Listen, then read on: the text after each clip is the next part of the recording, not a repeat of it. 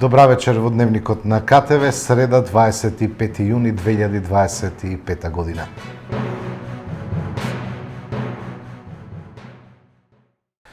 На доживотна казна затвор беа осудени денеска Љупчо Палевски, Велибор Манев, Боре Видевски и Владко Кешишев за убиството на 14-годишната Вања Ѓорчевска и 74-годишниот Панче Жежовски, а таткото на Вања, Александар Ѓорчевски, е ослободен од обвинение.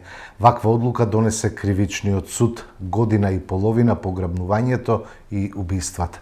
Судијата Ивица Стефановски, кој ја изрече пресудата, рече дека судот на обвинетите за кривичното дело грабнување им утврдува казна затворот по 10 години, а за кривичните дела убиства на секој од обвинетите поединечно им утврдува казна затвор до животен затвор, со што им се утврдува единствена казна до животен затвор.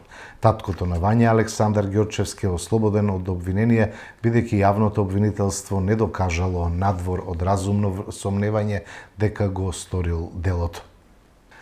На последната седница на Кавадаречкиот совет, градоначалникот на Кавадарци Митко Јанчев, одговарајќи на советничко прашање по однос на бесправно изградени објекти во Моклиште, нагласи дека не го поддржува бесправното градење, но нема да се рушат тие објекти, бидејќи, како што рече, се надвор од опфат на генерален урбанистички план. Во делот за Моклиште не се грижи. Ќе се заврши работа. Не ги охрабрувам да прават дивоградби. Еден мој близок роднина, не еден, двајца. Најблиски роднини се првите жртви на тој закон. Не се жртви.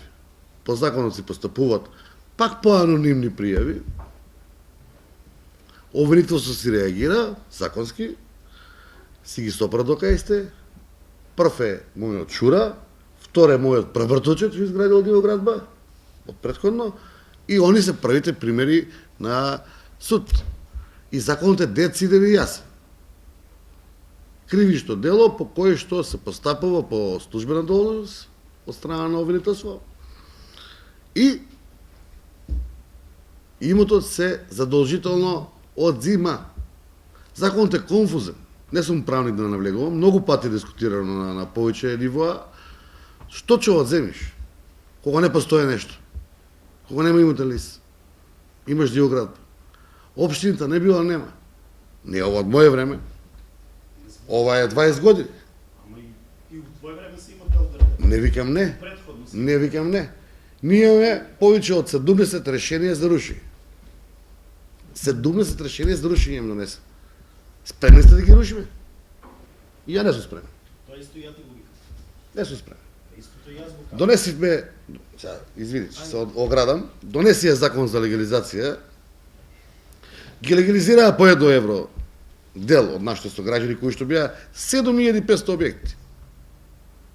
И сега ни се донес да ги рушиме по 100. Немам легитимно право, ниту авторитет. Побрзо би се заминал, него некој да го рушам надвор од офат на генерален план. Кај што, прво, си градена негово земјиште, второ, нема детална урбанизација, трето, не е заштитено подрачје. Истото јас го кажам. Да. Значи, тие луѓе, ја не ги застапувам, не ги охрабрувам, ама нема да му наштетим како општина.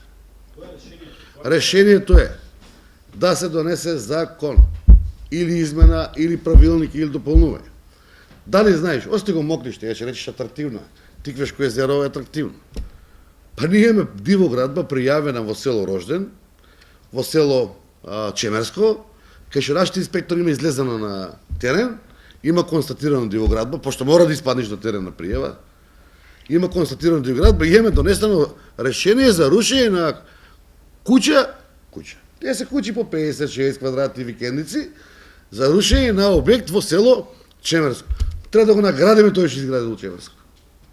Од напред до му нивата, или некогаш на плац, така да речеме, не е ни плац, затоа што нема урбанистички план, изградил 60 квадрати куќа, дали ќе му биде за викенд, дали ќе му биде склоп на земјоделие што работи или било како, и сега ние постапуваме со решение за рушење.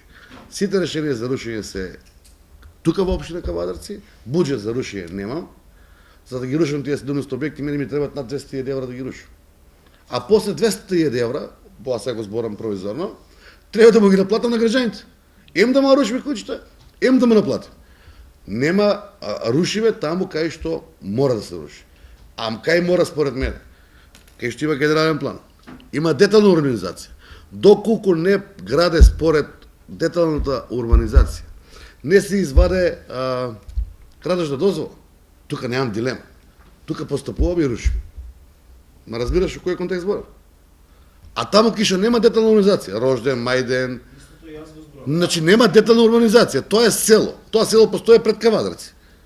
Дедо ми имал таму куќа, паднала таа куќа, била плитар, митар, камен, небитно, изградил куќичка за викенд или било што, и сега ние да постапуваме со руши.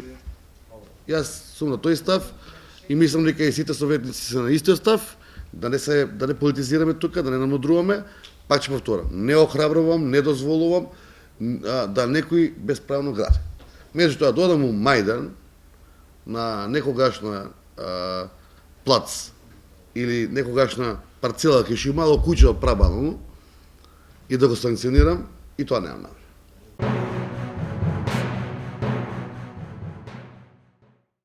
По најавата на Управата за хидрометеоролошки работи дека дневните температури ќе достигнат и над 40 целзиусови степени во одредени делови од државата, Агенцијата за храна и ветеринарство апелира граѓаните да прават правилен избор при набавката, транспортот и чувањето на храната која ја консумираат, за да се избегне потенцијално труење. АХВ препорачува граѓаните да избегнуваат да купуваат и консумираат храна со оштетена амбалажа, односно амбалажа која е нагмечена, надуена или напукната. Разладените или замрзнатите производи да ги купуваат на крајот на пазарењето, а лесно расипливата храна да не ја чуваат долго време во автомобилите и во други транспортни средства на несоодветна температура. Се препорачува и да се одбегнува купување на разладена или замрзната, лесно расиплива храна која се чува надвор од ладилник или замрзнувач. Председателот на Социјалдемократскиот сојуз на Македонија Венко Филипче вчера во Кавадарци остварил работна средба со лозари на која што се разговарало за состојбата во земјоделството, посебен акцент на отсуството на развојни мерки од страна на владата на ВМРО ДПМН за поддршка на лозарството како извозно ориентирана гранка, информираат од СДСМ. Во обраќањето пред лозарите, Филипче посочи дека за една година ВМРО ДПМН ги понижи и осиромаши сите земјоделци, вклучително и лозарите. Во делот лозарство и винарство не само што не се донесоа развојни мерки, туку се скратија и постоечките добри мерки донесени од владата на СДСМ, како авансната исплата, стопирана и програмата за мали винари и дестилати, укината и субвенцијата за високо квалитетно грозје и намалена е поддршката за саемски манифестации за промоција. ВМРО ДПМН беа гласни за земјоделците пред изборите, ветуваа се и се што, а само за една година покажаа дека не го вреднуваат ниту трудот на земјоделецот, ниту го интересира развојот за земјоделството, особено на стратешките гранки, како што е лозарството и винарството. Ги стопираа програмите за финансирање на мали семејни винари. Ланската 2024 година е прва година кога немаше субвенции за килограм предадено винско грозје, додека предходните години беше 2 или 3 денари по килограм во зависност од приносите на грозје во тековната година. Во програмата за субвенционирање на лозарството укината и мерката за субвенционирање на хектар лозов насад во висина од 60.000 денари по хектар за производство на грозје за високо квалитетни вина, што како мерка беше во програмата за субвенционирање во 2024 година, рече Филипче. Говорејќи за потребата од поддршка на лозарството и винарството како наши извозни стратешки гранки, Филипче потсети дека владата на СДСМ во својот мандат заедно со лозарите, со винарите донесе низа мерки и нови политики за поголема поддршка на овој сектор. Со законот за вино се загарантираа најниските откупни цени на грозјето и како резултатот на овие измени во 2024 година се постигна највисока просечна откупна цена кај сите вински винарски сорти, со лесни условите за формирање на мали семејни винарии кои дотогаш не беа во можност да се формираат и регистрираат како такви. Воведовме нови програми за поддршка на малите винарии, беа доделени над 150 грантови од по 10.000 евра за набавка на опрема и за модернизација на малите семејни винарии. Лозарите беа опфатени и со мерката за субвенции за зелена нафта и со моделот за авансна исплата на субвенциите, рече Филипче. На средбата Филипче посочи дека благодарение на успешноста на мерките на СДСМ се потврдува со фактот што Македонија стана број 1 извозник на вино во регионот и 13 извозник на вино во светот. При тоа Филипче порача дека СДСМ секогаш ќе биде на страната на сите земјоделци и ќе нуди мерки не само за вреднување на нивниот труд, туку и за зголемување на домашното производство на земјоделски производи. Тоа, како што кажа, подразбира и силна поддршка за лозарството и производството на вино, што е една од најзначајните гранки во нашата земја со стратешка економска важност, стои на крајот во соопштението од СДСМ. Гувернерот Славевски препорачува укинување на банкарските провизии. Тој е дециден дека државата може да воспостави систем на регулација, транспарентен ценовник за овие услуги, но вели, треба да му се даде време на секторот да се координира. Надоместоците за одржување на платежна сметка за компаниите, иако се на слично ниво како кај матичните банки во Европската Унија, сепак представуваат висок трошок, посебно за малите и средните компании во земјата, поради што треба да се намалат.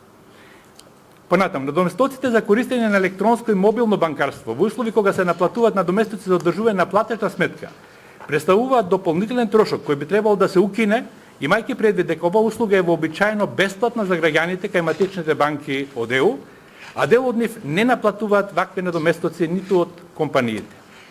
Понатаму, надоместоците за плаќањата со платни налози во рамки на банката треба да се укинат, имајќи предвид дека за нивно извршување не е потребно користење на платни системи кои создаваат трошоци за банките, а оваа услуга е вообичаено бесплатна за граѓаните кај матичните банки од ЕУ.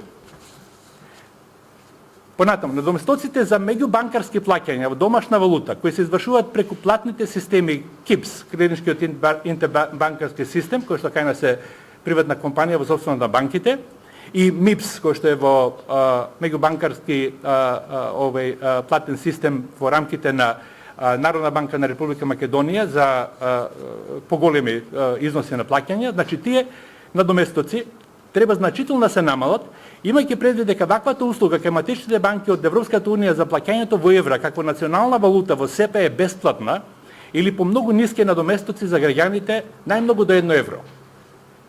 Надоместоците за подигање готовина на туги банкомати во земјата и странство, кои кај некои банки се и во вид на процент од износот, треба да се намалат и поедностават следејќи го модулот на поставеност кај матичните банки од Европската Унија кои пременуваат пониски фиксни надоместоци по трансакција.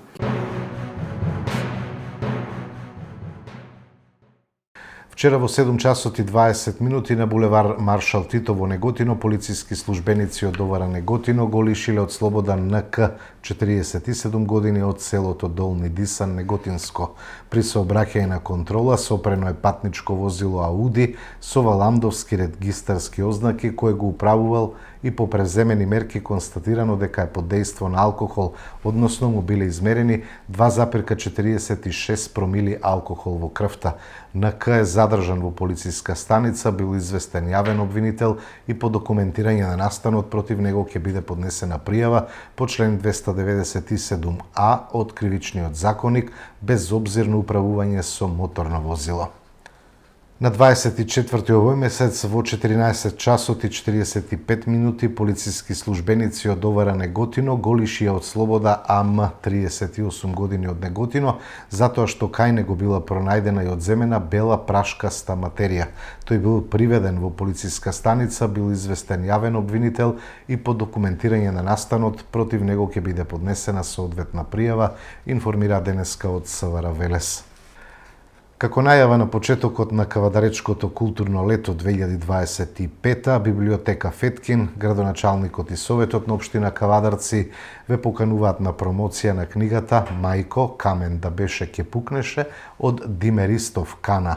Промоцијата ќе се одржи утре вечер со почеток во 19 часот и 30 минути во киносалата на Домот на културата во Кавадарци. Филипче не бара оставка од тепачот Акиов и со тоа мотивира и други на насилство и хаос, рекоа на денешната пресконференција од ВМРО ДПМН. Филипче не бара оставка од тепачот Акиов и со тоа мотивира и други на насилство и хаос во Кочани. Венко Филипче има за цел да ја дестабилизира состојбата во Кочани и со создавање на хаос да добие некој ситен политички поен. Тепачот советник Аки Акиов делувал по налог на Заев и Филипче и затоа нема ни збор од СДС во насока на негова оставка. СДС и Филипче сакаат односот на Акиов да се преслика кај други нивни политичари од Кочани и да го малтретираат градот. Насилството на Акиов уште повеќе сади гнев во Кочани и нервоза. Филипче се игра со трагедијата во Кочани. Без грам човечност, злоупотребува и пробува политички да профитира и на најнекрофилскиот начин.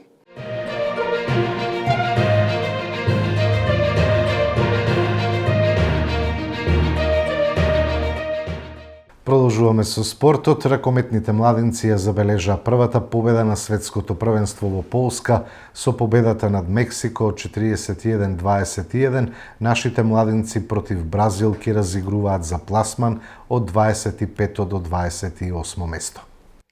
Конечно малку радости за македонските ракометни младинци на светското првенство во Полска. Нашата репрезентација до 21 година ја забележа првата победа на светското младинско првенство, играјќи во Президент купот, откако славеше над селекцијата на Мексико со конечни 41-21, полувреме 21-9. Мексиканците не представуваат сериозна закана за избраниците на Раде Стојановиќ, кои покажаа дека се далеку поквалитетен тим и заслужено победија со голема разлика.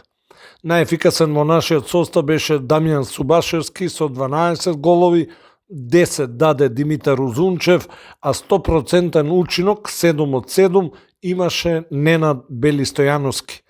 Македонија заврши како трета во својата група во Президент купот и најверојатно ќе се соочи со селекцијата на Бразил, со која ќе разигруваме за пласман од 25-то до 28-то место на Мундијалот. Еврофарм Пелистер и следната сезона ќе игра во ракометната лига на шампиони.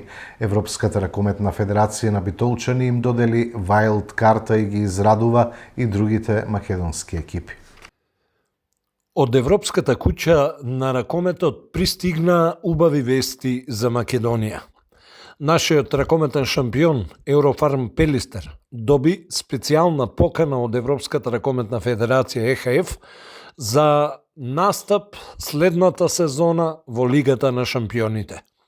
Покрај македонскиот шампион, вајлд карти добија и екипите на Пик Сегед, Нант, Келце, Гогудме и Колштад.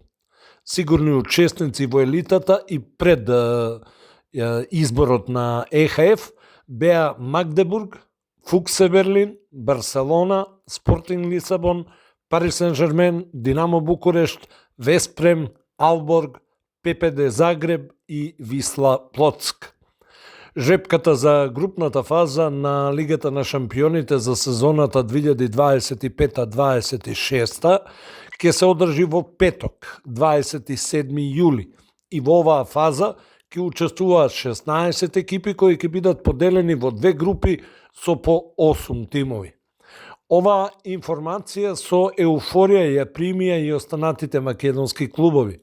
Тоа значи дека Вардар како вице-шампион ќе игра директно во групната фаза од Лигата на Европа.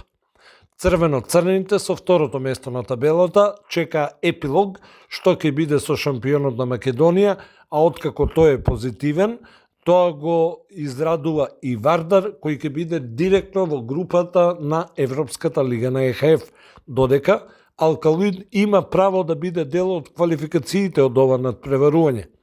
Се чека одлуката, односно статусот на Алкалуид, кој како освојувач на Европскиот куп на ЕХФ може да игра исто така директно во Европската лига на ЕХФ. Тимот од Автокоманда побара место во Европската лига и го чека расплетот на Европската куќа на ракометот, кои ќе бидат учесниците во групната фаза и во квалификациите на Европската лига, ќе се дознае на почетокот на месец јули.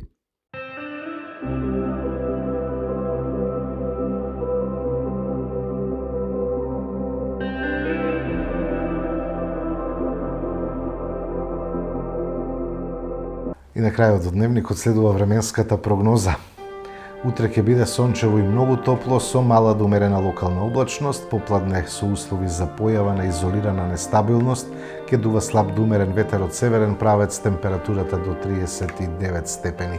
Во петок попладне и во вечерните часови наместа ќе има појава на нестабилност со пороен дожд и грмежи, локално во форма на невреме со засилен ветер и услови за појава на град.